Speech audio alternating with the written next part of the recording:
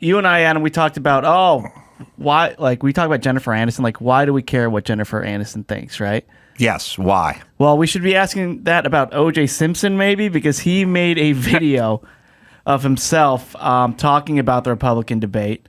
And basically, he was talking about our last guest, Vivek, and that he thought he was interesting. Here's a clip. This morning, I got up and I found myself watching Meet the Press. They had the Vivek Ramaswamy on. I knew he'd fuck his name up. Just like the debates, the Republican debates, I said, hey, this guy is on to something. Then he'll say something. I said, oh, my God. I attribute it to his youth. And then he recommended that maybe he should pair up with Nikki Haley. Maybe Vivek should be paired up with Nikki Haley as a running mate. That will probably help him out. And OJ said that he considers himself a libertarian, not a Republican or a Democrat. But is it a good thing to have OJ saying that he liked you? No, well, no one reaches out to OJ for an endorsement. Right. I think they'd probably rather have Beyonce, sure, maybe an Obama or something, an Oprah, but no one's reaching out to OJ. But OJ also said a bunch of stupid shit about January 6th, which was basically he sort of drank the Kool-Aid with January 6th as well. I don't know if he's doing sort of damage control by, if you think about when you listen to him talk, he attempts to sound like the most regular person on the planet. If you really think about his tone and his shucksy kindness, like he said, it's almost like, what would a murderer not sound like? And the answer is this. Do you know what I mean? I think he's pulling a Don King on us, Clay. I watched the entire clip, and it wasn't even just talking about Vivek Ramaswamy. He also gave his take on the running back market in the NFL. Yeah. Josh Jacobs, Saquon Barkley. I'm not going to lie. It's like 3 minutes, 15 seconds. This is not uncommon for me, by the way. OJ has a show, has a clip go viral.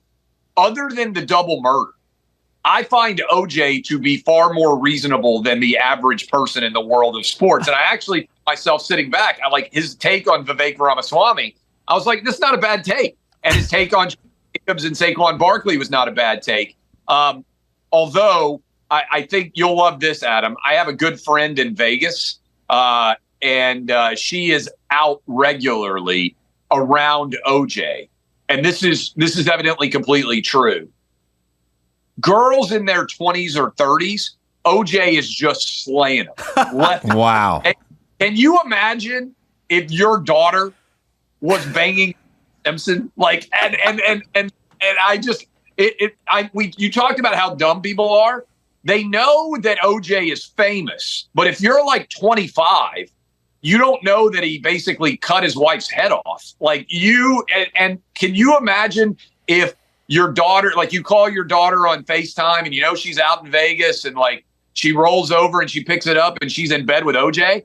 Like he's left, right. And I just can't stop thinking about the parents out there. Hey, what are you up to? Oh, I just got through fucking OJ Simpson. Like, I can't even imagine the dad mom reaction. Well, thank you for customizing it. So it was something I could think about personally and continue to think about.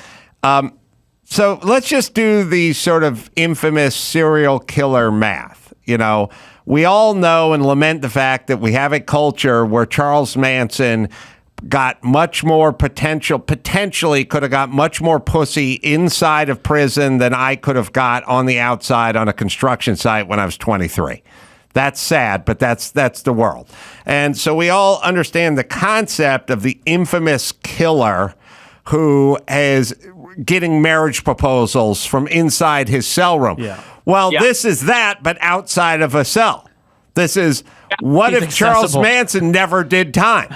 How much pussy would Manson be slaying if he was as infamous and as noteworthy and as ubiquitous, but in a casino? He'd be balls deep in someone right now. I mean, here's the other question on OJ that to me is always fun. What if OJ happened now, except like he was a 25 or 26-year-old running back? He beats all charges. Does an NFL team sign him? Oh, I think we're so weirdly sensitive now to all subjects that I'm going to go with no. But if he did it now, we'd at least know because there'd be a Ring doorbell on every single house on the block. But I mean, there's a lot of evidence that he did it now. Like you can point to Ray Rice, whose career ended. But what I'm saying is Ray Rice's career ended because he averaged 3.4 yards a carry, not because he knocked his fiance out, right? Like if Ray Rice had been running for 2,000 yards a season, and the standard of morality is very much connected to the overall quality of the player, right? Like, and I'll give you an example. If Colin Kaepernick had been Aaron Rodgers, like Aaron Rodgers could have taken a knee because he thought ISIS was being unfairly treated, right, and he still national anthem. Somebody would have paid him, right? Like, right. It wasn't Colin Kaepernick took a knee. It was that Colin Kaepernick took a knee, and most teams are like, he's not good enough. Like OJ at 25 was one of the 4 or 5 greatest running backs of all time. Are you telling me that Jerry Jones, after he'd sat out of the league for like 3 years, wouldn't be like, hey, let's get Simpson on the rookie minimum? Like, I don't know. Yeah. Sports fans are amoral. Remember, after Ray Rice knocked his fiance out, the Ravens, everybody forgets this, the Ravens let him show up for training camp, and a bunch of people wore Ray Rice jerseys to the Ravens game to say that they thought he had been unfairly treated. Because, again, sports fans, all they care about is winning, and they'll forget. Or maybe they just want to go home and have dinner waiting for them. You know what I mean? With the Ray Rice jersey guys. That sends a message to your lady that do not get out of your lane, sweetheart. Hey, Adam, women were wearing the Ray Rice jersey. I love it. I mean, remember, the Ravens have a statue up for everybody out there who's like, that's crazy. There's no way that O.J. Simpson would have ever played again. Ray Lewis got charged with double murder, and they have a statue to him up outside of the Baltimore Ravens Stadium. Oh, yeah. He made people to death, too. All right. What else do we got, Chris? So let's go over to Chicago. So there's been a string of robberies, car robberies, in like 12 hours. They've had 30 of them, and also muggings and everything like that, to the point where a TV news crew in Chicago was robbed Monday morning while covering the string of armed robberies and carjackings. Sure. So we would have the footage, but they took the camera. They took everything. Happened in about before 5 a.m. Black SUV and a gray sedan pulled up because they're just pulling up in cars. They're running out. Usually multiple people. Gunpoint. Give me all your stuff. Yeah. And another thing is the mayor, Brandon Johnson. His response is he's suing Kia and Hyundai, kind of like all the other cities. Making their cars too easy to steal. Yeah, they're blaming the automakers. Yeah, so we out here have city council ladies who are upset at Toyota for making their catalytic converters too easy to steal, welded into the middle of the car, at the bottom of the car. But I'm curious, Clay, your take on this. L.A., we got a problem with homelessness. We got a problem with everything and crime and everything else. And we had an election for mayor, and we went more progressive. We didn't pump the brakes. We had a chance to get a guy who was basically a Republican running as a Democrat, and Rick Caruso definitely would have been a law and order kind of guy, and we did not vote him in. And Chicago just went through the same thing. They had Lori Lightfoot, and instead they went more progressive. I don't understand what that is. It scares me for the future of the country. Yeah. That's what I'm saying. Well, I think what it ties in with is what I'm talking about. Like, it's a consequence-free universe, right? The whole idea of the marketplace of ideas and democracy in general is you have an opinion, I have an opinion. We'll both battle over who has the better opinion, and the better opinion will win.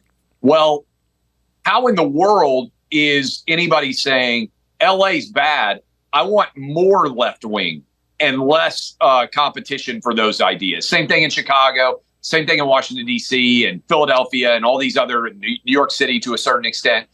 My concern is it's because people are so committed to their team that the consequences don't matter because they're on the right team, in the same way that the point earlier we're making, like if a star running back is accused of beating his girlfriend, but he's a good enough player, people will say, oh, well, that's not that big of a deal. We'll make sure he's on the field.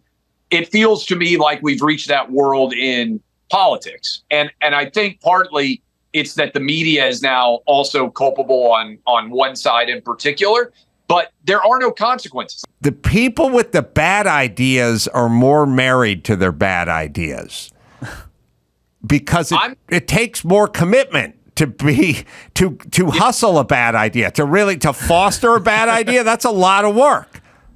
Well, like nobody in sports media, to use my analogy, could make a living arguing that Sam Darnold was the best quarterback in the NFL. Not even Sam agent can make that living. But a lot of people go out and argue that people who are objectively doing awful jobs deserve promotions or deserve to keep those jobs. And the one thing I would say that is a little bit different in terms of consequences is I do think a lot of people just said, screw this, and they left California, right? Yes. There are tons of LA residents that live down the street from me now because they finally just got fed up. Tons of people in Orange County. Now, those people tend to have the wealth and the resources to be able to do their jobs from different parts of the country. So to go back to the point you started with earlier, the really sad thing is the people who bear the consequences the most are the people who can't afford to leave, the people who can't afford to go to private school, the people who can't afford to live in a gated community, the people who grow up in some form of poverty. They have to bear the brunt of the policy choices, which make no sense, so the rich people can feel better about themselves in their gated communities. 1,000%. And to keep your sort of Sam Darnold bad quarterback analogy going.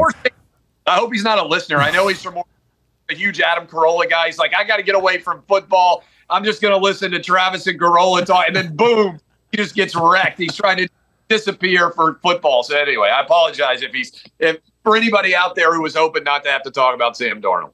Well, I'm sure anybody who's made it to the show gets my respect. But I will say this, the time we're living in now is, it's like Kamala Harris is horrible at her job and maybe just horrible. She may just be horrible at everything. But she gets fluff pieces written about her by progressive magazines. And I'm saying the difference is SI isn't writing pieces on Sam Darnold about he's the best who ever laced up cleats.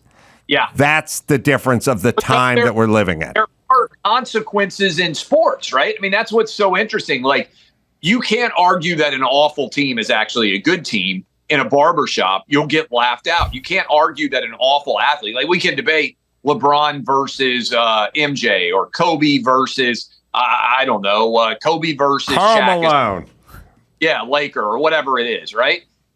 But if I tried to say, hey, you know who I think's the best Laker? Peja, let's think, like Vlade Divac, most people would be like, Clay, you're full of shit. Like, there are arguments you could make that are so laughably absurd, sports fans would not respect you for making them in a serious way. That same thing doesn't happen in politics.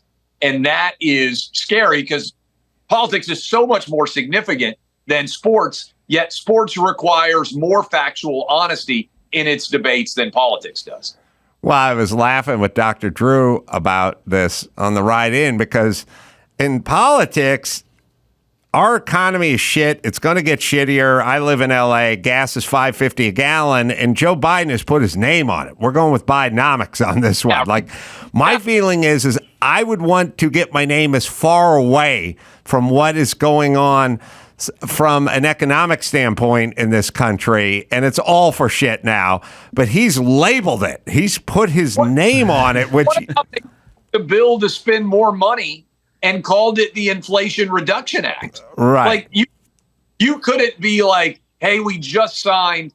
I don't know. We just signed Josh Rosen to a $200 million contract, and we're calling it multiple Super Bowl contracts, right? Like everybody be like, fucking imbecile. I'm sorry to pick on Josh Rosen too, but you can't give a guy $200 million and label the contract a Super Bowl guarantee when there's no evidence whatsoever that that's going to work. And yet you can do that in politics. All right, one more story. All right, we haven't talked about Trump's mugshot yet. So his campaign spokesperson said that the former president has raised $7.1 million since the mugshot was released Thursday night after it's booked on 13 felony counts. They have merch, they have shirts, mugs, everything. Clay actually on Twitter wrote that the Trump mugshot is now the most famous photo in American history. No hyperbole. What's more famous? Yeah, it's hard to argue with it, especially with the immediate distribution. But people were fired up about this. And I can give you, like, everybody will immediately think, and I thought about it before. It's not like this was totally off the cuff. You know, the sailor making out in Times Square, the Bush, I think, on the rubble of 9/11 with the megaphone, the Neil Armstrong on the moon. But in terms of historical relevant significance, hundreds of years from now, the first ever president mugshot is going to be talked about and everyone is going to know it. Not to mention, I got to give him credit here. You don't get multiple takes. Trump nailed that. I couldn't believe it was real. Like it really is iconic in a way that I didn't anticipate. Yeah, I agree. I think we're turning him into a martyr and messing with something we shouldn't be messing with. And the sort of the inflection point we're getting to, or the chapter we're in, or where we're at as a society now, it sort of seems like there's a bunch of really old atheists who are in charge. And you're saying to them, you don't understand the implications of this.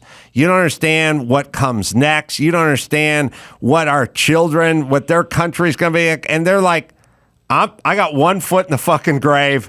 I don't give a shit about the Lord. And if the whole shithouse burns down in the next 10 minutes, so be it. I had my fun. I was the guy, Joe Biden's the guy who's been in Disneyland for 15 hours, and I've been in Disneyland for 3 hours, and he's saying, shut it all down. I got to take a shit. And I'm saying, wait a minute, my kids are here. They want to enjoy these rides. And he's like, I'm done. Like Pelosi, Chuck Schumer, like all these elderly statespeople, they all just seem like they go, you understand, you arrest this guy, there's going to be a civil war. And they'll go, I'll be watching it from my Barca lounger, drinking my Ensure, and counting the days until I die. This is going to be fun. Yeah, I don't think that's a bad analogy. And I this morning on Clay and Buck, I said, to me, the Democrats are like, I'm sure you guys have had a friend who got engaged. And you're like, this ends with you getting married, right? Like, like you've been dating for 2 years and you're like, yeah, we went ahead and got engaged. I'm like, you don't really like her, like the process that you have started is you can't just hang out here for political advantage. Like once you file the charges, eventually it leads to trial. And then what are you going to do? You're going to put him in prison with Secret Service agents? Have people even thought through the logic of where this goes? And I've had buddies before who've gotten engaged after they dated for a while. And I'm like, I don't really know that you're taking the logical, like you're trying to make the right decision for right now, but you're not really thinking about what wheels you've put in motion. And that to me is where the Democrats are right now. Because even when you ask them, you're like, okay, so you can't let Trump get shivved in the, biscuit line in prison. Right? Like that Secret Service have to go with him. Like, what is this even? It's like a bad sitcom pitch. Like the president goes to prison and the Secret Service go with him. I feel, and then he continues to run for president. Like nobody's really thinking this through. Well, I just thought it through, and they're going to have to go full El Chapo. Like they have to build him his own prison, and they're going to. What's that? That's not a bad theory. They have to build his own prison, and then it would turn out at some point somebody from CNN would find out there was a jacuzzi in it, and they would go insane. Right? They would go insane because pictures are going to leak out, and it turns out there's going to be a sauna, and there's going to be jacuzzi, and he'll have an executive chef, and then everyone at CNN will lose their shit. I'll even take it a step further. They're going to decide that they can't actually put him in prison, so he's going to be placed under house arrest, but it's going to be at like Mar-a-Lago or Bedminster. Right. And that's like 99.99% of people live in, and they're going to lose their mind